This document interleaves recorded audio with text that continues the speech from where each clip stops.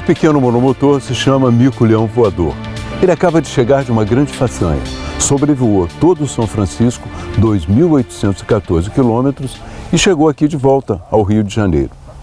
O seu dono, um empresário bem-sucedido, Ernesto Galiotto, resolveu também bancar uma expedição por terra, com cinegrafistas e biólogos. A nossa reportagem é a história dessa longa viagem pelo Velho Chico. Uma boa viagem para nós todos. Eu te espero lá. Fui.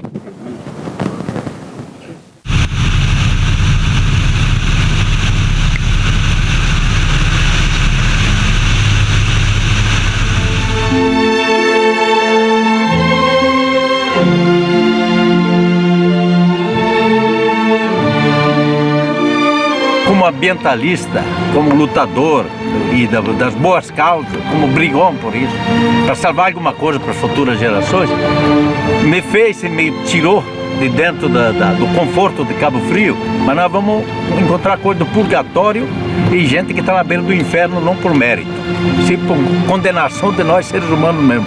Nós sabemos quanto é importante crescer, agora precisa que todo mundo cresça.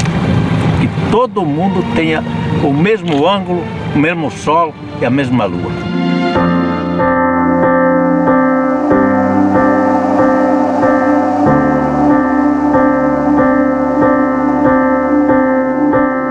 Agora, se eu te pergunto o que é o São Francisco, o que você me diria? Depois dessa viagem, depois de uma expedição? Olha, o Rio São Francisco, para mim, quer dizer, me causou surpresas positivas e negativas.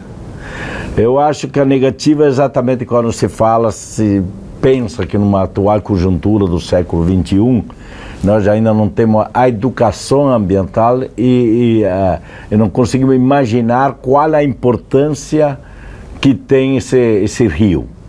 E ao outro lado, ele tem suas belezas naturais, aonde não foi atingido, por exemplo, como é a questão lá de Paulo Afonso, os cânions, é uma coisa fantástica. O que importa é esse lago que está aqui, maravilhoso, que nós estamos passeando hoje, curtindo, tomando conhecimento de perto do que é abundância, como existe aqui. Água de sobra. Em compensação, o que falta a outros. Quer dizer, o excesso de água aqui é a carência de outros que ficam após essas represas. A gula das águas eu não conhecia, aqui eu passei a conhecer.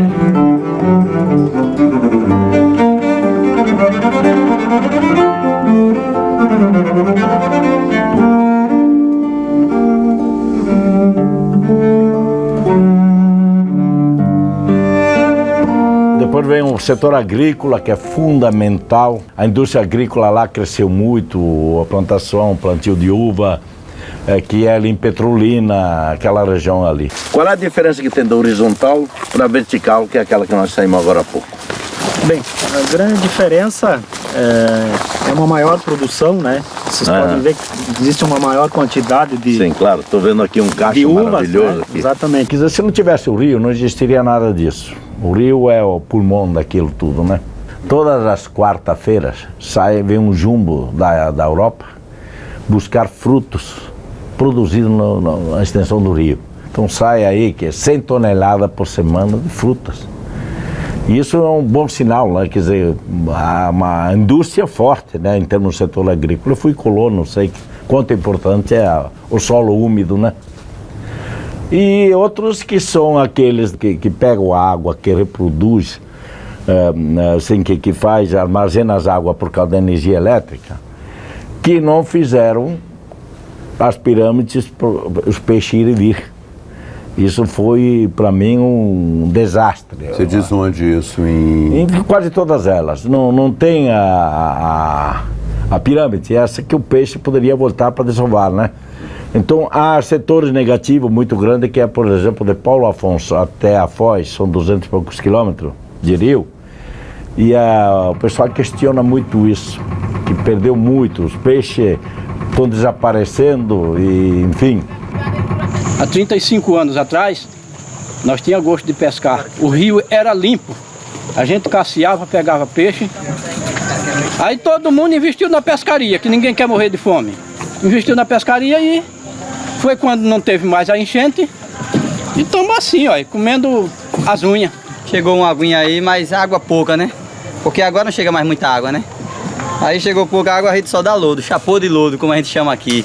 Depois que essas represas surgiu aí, nosso rio secou, cada vez mais secando, o peixe vai sumindo, e o pescador vai cada vez mais passando necessidade. Aqui, quando chove muito para lá, as represas represa tudo e não tem mais água, né?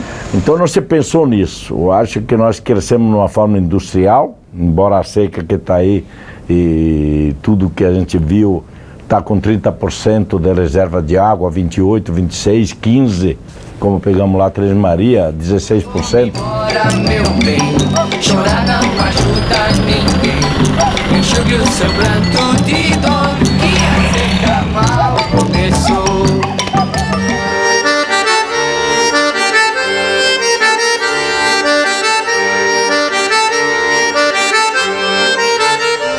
O mico-leão voador não se limitou a uma aventura científica, mas fez também algumas acrobacias, como esta, sob uma ponte em Bom Jesus da Lapa, na Bahia.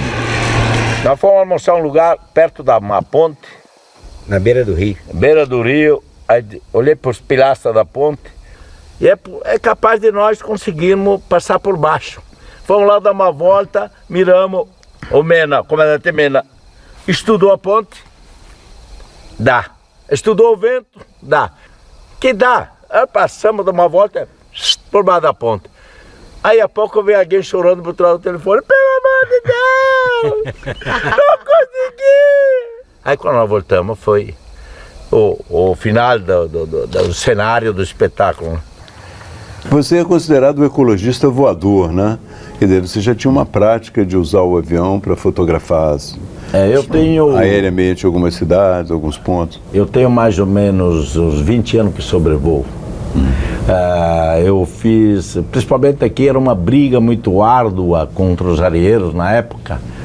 Então eu descobri que a forma melhor eu não ser agredido era ir pelo ar.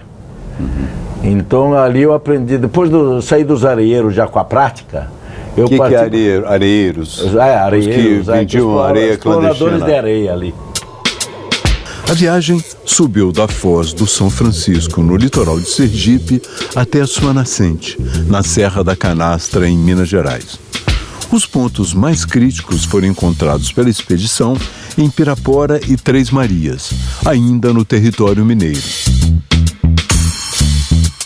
Eu achei que a cidade de já em Minas Gerais, Pirapora, a poluição é muito violenta. Eles estão jogando tudo. E a outra, lamentavelmente, que é Três Marias, com aquela indústria de zinco. A informação que a gente tem lá, que inclusive o lençol freático está todo comprometido. Então não adiantou entrar dinheiro de um lado e liquidar a natureza do outro. É porque agora é época de cheia. Nessa época a água teria que estar lá em cima, lá no mato. Então, nesses anos que eu trabalho aqui, é a primeira vez em época de cheia que eu vejo a água nesse lugar. E espero que não tenhamos mais um ano assim, senão vai ficar só o rio mesmo. E aqui nós estamos na represa, né, de São Francisco, represado, na barragem Três Marias. Aqui é uma grande indústria, aqui é uma empresa enorme, dá mais de 1.000 e tantos empregos, mas que vem poluindo o rio há dezenas de anos. Então, quer dizer, quando se cresce de um lado, desaparece o outro lado, que é o mais prático. O lençol subterrâneo está contaminado, tem fazendas rio abaixo, do lado direito, que a própria empresa é obrigada a entregar caminhões de água porque poluiu o poço artesiano. Isso penetrou no subsolo, já quer dizer, o lençol freático já foi... Já foi embora e está no subterrâneo. Calculo que a represa já deve ter baixado uns 15 a 16 metros do nível. Que é muito, né? É muita coisa e deve estar hoje com entre 15 e pouco mais de 15% de água. Agora, estamos no início da seca. O rio é para 5 estados o filé deles, né? Se as cidades não foram, o pessoal não foram educados, ou não foram, vamos dizer, até que os governos, o Estado em si, tivesse feito um sistema de tratamento há alguns anos, 20, 30, 40 anos atrás, certamente nós teríamos um rio muito mais rico. O choreamento do rio, que me espanta muito, porque há locais que você vê as embarcações paradas, como o Xique-Xique, porque tem embarcações que não andam mais no Xique-Xique já está em que estado? Bahia. Deixa uma saída de água bem pequenininha, que é o que vai abastecendo o Chico lá na frente. Então eu acho que tudo isso que é feito aqui, represada aqui, o excesso de represamento de água é o que vai fazer falta lá. Eu acho que o velho Chico vai dar muita surpresa ainda. E tenho certeza que sem esse rio, nós teríamos 6 estados mais pobres, bem mais pobres, ou não existiriam.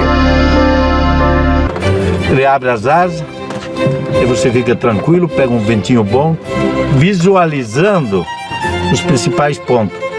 Esse é o nosso trabalho. Isso aqui é quando a gente entra aqui, muda a alma. Muda o modo de pensar e de sentir. A gente só olha para baixo e se preocupamos com aqueles que estão lá embaixo. Várias vezes, os ribeirinhos usaram a poesia para expressar sua dor com a decadência do rio. Olha para mim. Estou sofrendo aos poucos, precisando de ajuda. Estou fraco, estou frágil, estou doente. Mas olha para mim. Sou eu que mato a sua fome. Sou eu que mato a sua sede. Eu estou chorando, vocês não enxergam minhas lágrimas. Sou o presente, sou o passado, sou a falta no futuro. Sou a água, sou o rio chorando, mas me ajuda. O rio é a condição de vida deste povo. É a água que o povo bebe. O rio molha as terras onde o povo planta aquilo que come. E é o peixe do rio que é servido na mesa do povo beiradeiro. E devagarinho, ao longo do tempo, eu fui percebendo, sendo ensinado pelo povo, que o rio é o pai deste povo, é a mãe deste povo. Se o rio estiver saudável, o povo também estará saudável. Se o rio ficar doente, o povo também adoecerá.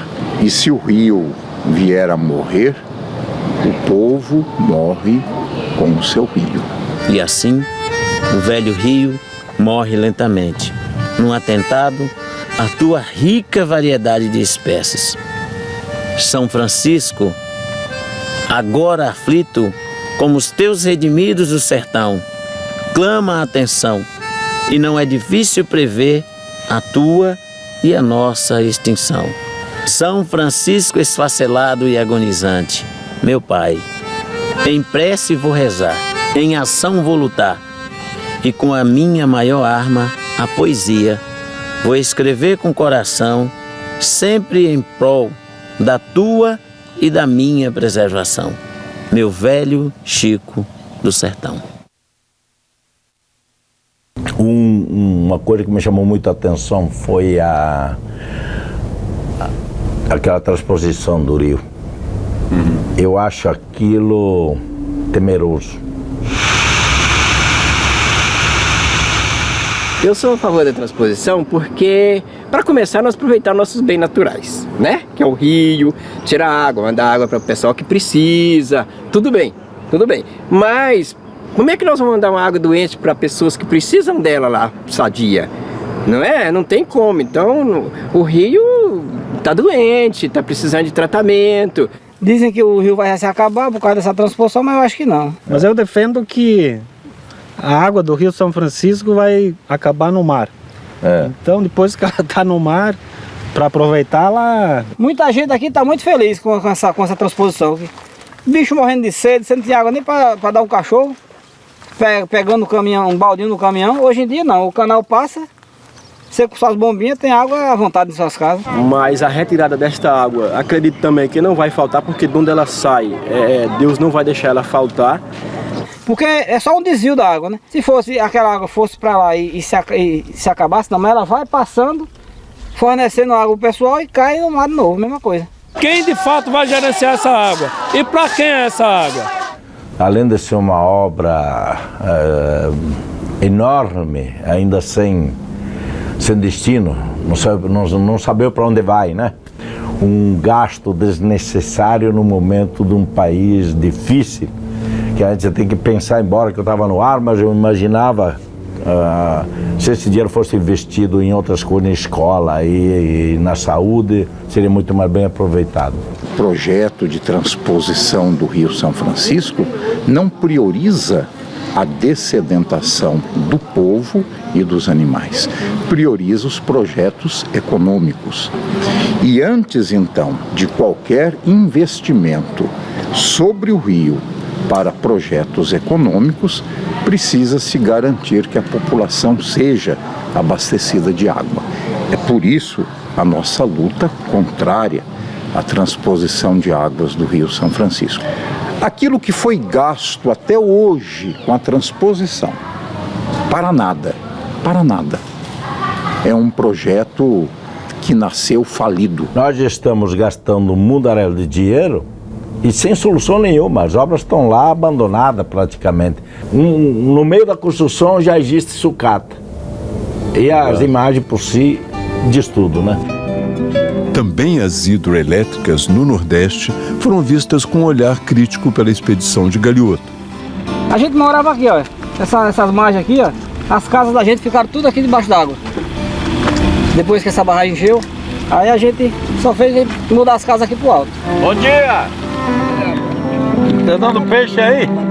O papel das biólogas foi principalmente recolher alguns peixes do São Francisco e examiná-los minuciosamente em laboratório, para determinar o nível de sua provável contaminação. São Francisco, Juazeiro, Bahia, coletando brânquias de algumas espécies de peixes que ocorrem ao longo do rio.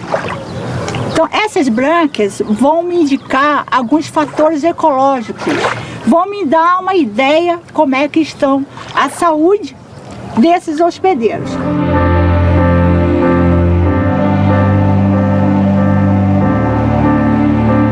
A expedição custou R$200 mil a Galeotto, que é empresário em Cabo Frio e produz vinhos no Rio Grande do Sul. O objetivo agora é passar o filme de 1 hora nas escolas para que as crianças tomem conhecimento da vida do velho Chico. Por exemplo, quando chegar, qualquer cidade que eu chegar, quando eu retornar agora... Retornar de onde? Eu quero retornar todo o Rio, Eu quero começar do nascente subindo, agora vou de carro. Nada melhor do que você mostrar o que eles não conhecem. A imagem de cima, ela te dá... Eu vejo isso que eu faço palestra em escola, e quando você vê que os alunos prestam atenção maravilhosamente, quando você bota a imagem aérea, chama muito atenção. E é importante porque a gente explica para eles amanhã, se você não tomar cuidado da natureza, amanhã você vai pagar o pato. Teus filhos talvez não vão nem usufruir mais nada, né? Então, nas escolas, a escola grande, ou então Secretaria de Educação, vou doar algum material para eles continuar dando, né? Explicando, dando orientação, mostrando. Quanto tempo levou essa expedição? Nós fizemos em 28 dias, interruptos, né? Porque não teve domingo, não teve nada, era... E quem financiou? Vocês conseguiram financiamento ou foi cada um financiou? Não, isso aí foi na base de toque de bolsinho mesmo. Com economia, claro, porque você não pode sair para soltar. Mas eu como tinha esse sonho desde 2010 de fazer, então eu fui fazendo umas economia e a intenção era exatamente no momento que eu pudesse fazer isso. Porque eu acredito que a partir do momento, hoje, não sei como é que vai ser, porque eu tenho a Ancine, tudo, a Galeotto Arte tem, mas até aguardar aquilo, você perde a sensação do momento. Eu acho que tudo na vida é um momento, você quer fazer, executa. Com o mico-leão voador, ele afirma que continuará fiscalizando as praias de sua região. Mas percorrer todo São Francisco, conhecer sua gente e também os seus mitos foi a mais importante tarefa do avião que comprou para essas atividades. Vocês têm que valorizar o maracá, porque a gente só tem futuro se a gente valorizar os nossos mais velhos. se a gente vai valorizar as nossas crianças que um dia vão ficar velhas.